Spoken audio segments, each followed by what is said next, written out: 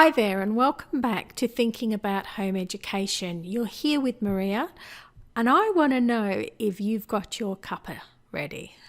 And what's in your cup today as you're listening to this thoughtcast. If you tuned in for the very first episode, you will have heard me say that I'm moving some of my content across from my original channel to this new one. And one of the videos I did over there recently as a 3-minute moment was one on self-care. I remember when I was making that video thinking that 3 minutes is just not enough time to unpick this topic because it is so huge for any parent to know that they are giving from a full tank to those around them. I can only really speak from my own experience as a mum, but I would imagine there are dads out there as well that feel the need to take care of themselves, and so they should, so that they too can give from that place of fullness. Some of you may have read Wonder. Well, a couple of years ago when that came out, my daughter bought me the 365 Days of Wonder,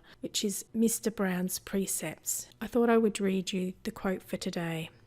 For November 4th it says, "Turn your wounds into wisdom." And that's a quote by Oprah Winfrey. In 2008, we relocated our family from Sydney, Australia to Manchester in the UK. What we thought was going to be an adventure of a lifetime turned out to be one of the most stressful events in my entire life. Not only did we uproot ourselves and our children from a very supportive home ed network and family and friends, we also arrived right on the eve of the 2008 financial recession, which meant that my husband wasn't able to find work for many months. When he did find work, we were down to our last month's rent. During this time, we also lost our life savings, which was essentially the deposit for a house on moving back to Australia in the stock market crash of 2008 as well. In 2009, I found myself having, which I now know to be, adrenaline burnout. The stress of moving, the financial stress that we were facing, and a recovery from what was a very busy home ed lifestyle in Sydney had well and truly taken its toll on my body. I found that I was depressed. I found that it was difficult to connect with people in order to start building the relationships that I needed to build so that I could have support of any kind. And I was really struggling with culture shock. The way of doing life, the way of doing home ed life, and the way of relating was different here to the way I had experienced in Australia. And I just think that all those things piled on together meant that I was at the end of it. About that time, somebody had recommended that I read the book Slow, and I'd have to say that it changed my life. I started to think about ways of slowing our lifestyle down. I started to think in terms of slow food, slow reading, slow life. So why am I telling you this story? Well, I think what Oprah Winfrey said is right, that we can turn our wounds into wisdom. And the main bit of wisdom that I learned through that time was that I needed to take care of myself. That when I started to crumble, when I started to be bogged down in what was happening and I couldn't cope with that, then that had very real effects on not only my own health, both mentally and physically, but also the rest of my family as well. I discovered 2 things about myself during this time, and the first one is that I was a bit of a martyr mum. That I really did have this martyrdom mindset of laying down my life for my family, that I was the maker of happiness and activity and I was the facilitator of all things good, and that if I didn't do it then it wasn't going to get done, and so therefore I had to make it happen. And attached to that was all kinds of conditions of worth and guilt and fear of failure. The second thing that I realised during that time, my whole sense of identity was wrapped up in being a home educating mum. That if you took that away from me, there really didn't feel like there was anything left of me. I endeavoured to start to change that and work on that, on both of those things, both on my spirit of martyrdom and my sense of identity, because I didn't want to identify with being any one thing in my life. I didn't want to just be a home educating mother. I wanted to be a person, and I had stopped being a person. I had forgotten what I liked, I had forgotten what I disliked, I forgotten what made me happy, what I found fun, where I found joy. It was almost like this sense of self had been totally diminished in this label of home educating parent and martyr mum. And I can remember feeling that that was a very desolate place to be, that there must be more to me than this thing that I was doing with my time. Now, don't get me wrong, I love being a home educating mother, and I well and truly chose this as a life's work. This was not something that was thrust upon me by a husband. Like, this was something I decided to do, and I have invested my time and energy into doing it, and I do consider it to be a bit of a life's work. I take ownership of the choice that I have made there, but I need to acknowledge that somewhere along the way I lost myself in all of that as well. And so I started to think about the things that brought me joy and what made me happy, and what I needed to recapture, reclaim myself, my sense of self, and to look after myself so that I didn't end up with something like adrenaline burnout again. I'm a bit of a reflective personality, so it was really helpful to think about the things that I might like to start with. And sometimes that was something as simple as just having a long bath and reading a book by myself, and making sure that there weren't interruptions from the children, and that my husband knew that I was going to go and do that, and that was going to be my time.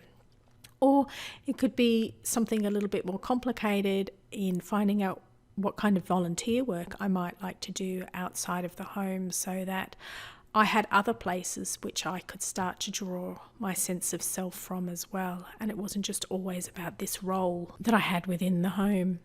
I did have to learn how to set boundaries, and I did have to learn how to articulate my needs. So in order to articulate my needs, I had to learn what my needs were.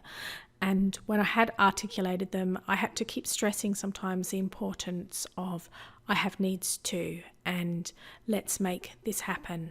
If that meant hiring a babysitter, or my husband being home from work, or finding ways within the community and friends so that I could go and do something, I worked hard to make that happen. And I think often it wasn't the making it happen bit that I found the hardest. It was sticking to the fact that I needed to do it. There was a real guilt associated with me taking time out. And I really struggled to carve out that time for me. I often felt that it was so undeserved, and there were all kinds of associated thoughts that went along with that. But I just kept looking back at that time where I had reached this place of desperation and burnout, and just knew that I couldn't afford to go back there. So it started with a time of reflection. What was self-care for me? What did I need? How was I going to advocate that I needed that? How were we going to make that happen as a family? It started with me valuing it for myself first, and having some compassion with myself so that I could get over the associated guilt that I was feeling about asking for help in those areas. As I said earlier, it could just be a bath, so I learned to start small. I practice advocating for myself and setting aside that time by doing something little, by asking my husband to hold firm the boundary that this was my time, that I was going to have a bath and I didn't want to be interrupted. And I found that starting small helped me build up my skills that I was so sadly lacking, I'm afraid to say. I did have to start seeking out community and friendships. So I started reading books about how to build relationships, how to have friendships. One of the best books that I read on this was one that I borrowed from BorrowBox, so a free book, which was called Frientimacy. And what I learnt through reading that book is that most women struggle with the same things, that in the research that had been done, that we all seem to fear the same rejection. We all seem to fear that other people aren't going to like us or value us for who we are. And there will always be people in our lives that may not be the best for us relationally, but I have found that without a doubt that since I have started reaching out and presenting a more authentic side of myself and saying real things, that it has drawn the kind of people to me that I feel that I need in terms of friendship and support. That when I started to take risks with people, I felt that they were rewarded, and that I have now what I feel to be a good community of people around me, not just in my home ed community. I have friends in different walks of life now that I can call on as well, and people that I can meet for coffee and go and chat with and mutually support one another, because I dared to take those risks, both with myself and with others. But what about you? How are you going to start your self-care? What are the things that are meaningful to you? And if that's too hard a place to start, which I can very much relate to, maybe looking at what self-care isn't for you might be an easier place. So you might not want to have baths. That might not be something that is in any way meaningful to you. So write an anti-self-care list. And in doing that, you might discover the things that would really be very meaningful to you. I was speaking to my daughter this morning. She is currently in Hawaii, and as part of the course that she is doing, they get them to concentrate on their mind, body and soul. They realize the importance of looking at life holistically and looking at personal development holistically.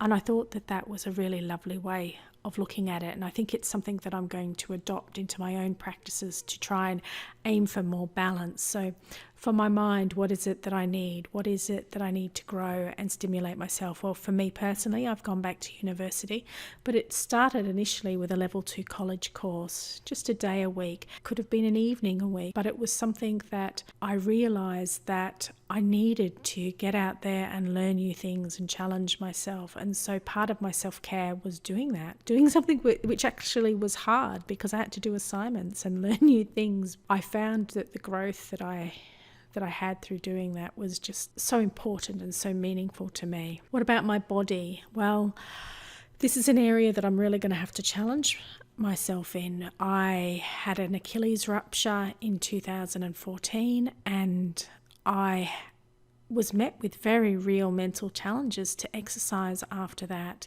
I ruptured it on the dance floor, so it wasn't like I was doing anything majorly intensive. As somebody who isn't naturally sporty anyway, I have really had to overcome that fear of having to spend another 5 months on crutches.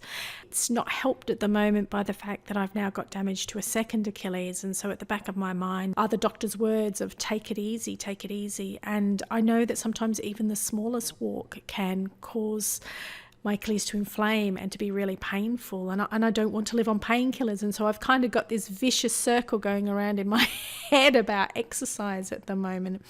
And so I am going to have to find some ways of challenging myself in terms of my body and physical exercise in a way that doesn't add to the very real further damage that I'm faced with my body at the moment. A small way that I have started to do that is with secular meditation. And when I say secular, I mean there's no spiritual component.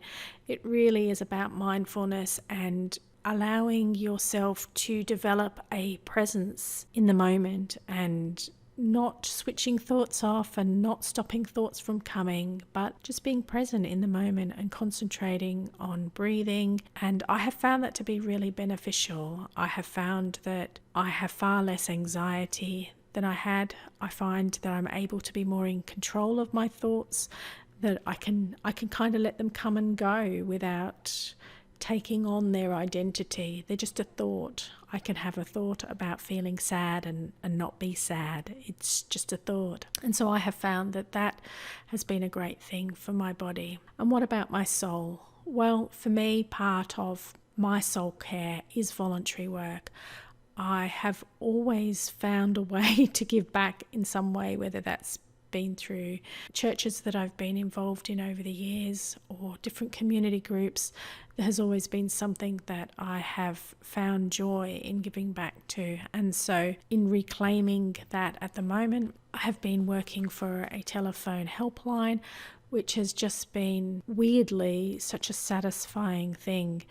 And I say weirdly because some of the people you are talking to have got really horrific things going on in their life, but there is a sense of gratification to be able to be there and sit with and emotionally hold somebody in those moments. And I have found that to be a great thing for my own soul, to be there for somebody else. What does self-care look like for you? What doesn't self-care look like for you? What boundaries are you going to have to set, and what things are you going to have to put in place so that you make sure that your needs are looked after as well, so that you can be there more fully for the people in your life that need you? What areas of self-compassion do you need to work on? What areas of challenge do you have that perhaps provide a blockage to your own self-care? So for me, I was talking about feelings of guilt and conditions of worth, and feeling that I didn't deserve these moments out.